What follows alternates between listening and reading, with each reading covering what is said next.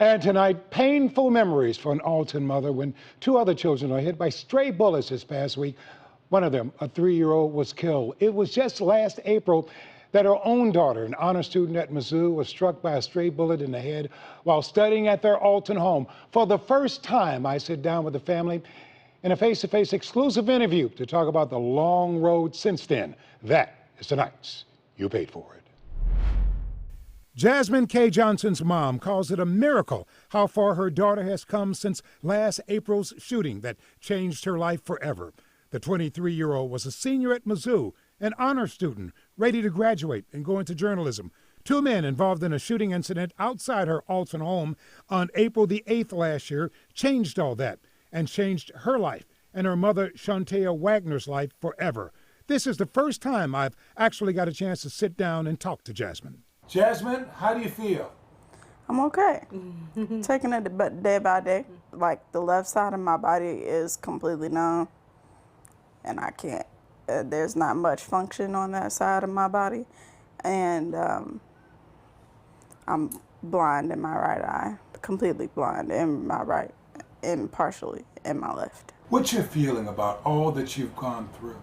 I'm still angry, but not as angry as I was in the beginning. How I feel is that it was unnecessary and that it's unfair. Do you remember anything about that fateful night that changed your life forever? Obviously, being shot in the head, I wasn't in any state of mind to remember anything that was going on. I was not allowed in the hospital.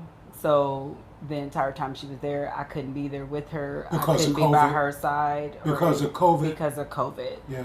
And I couldn't be by her side. And for me as a mother, that was like one of the hardest things to ever go through because I felt like she was alone. It's everyone around her that remembers every painful moment. Her mother shows us outside the house where a bullet struck her home. She shows where her daughter was sitting on her bed, which was against this wall in her Alton home at the time.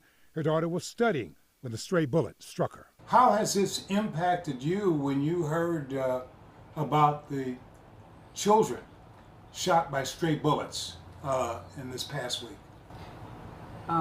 It affected me because it just brings back a lot of memories of that night that happened with Jasmine, and it just broke my heart. When I hear about like similar cases with stray bullets, it's just really frustrating because we are the innocent parties and still end up affected somehow because of other people's irresponsibility. So now Jasmine says, though she can get around with help, the future is in doubt. She spent 3 months in the hospital recovering. She was able to get her diploma in journalism from Mizzou. She's been back at home since last June. Still, the family wonders what might have been a future thrown in doubt by a reckless gunman. What would you say to the people who are responsible for causing this dramatic change in your life? But I hope you spend the rest of your life thinking about what you did to an innocent bystander. I don't really hold on to that anger because for them, I'm just thankful that they were caught and they are going to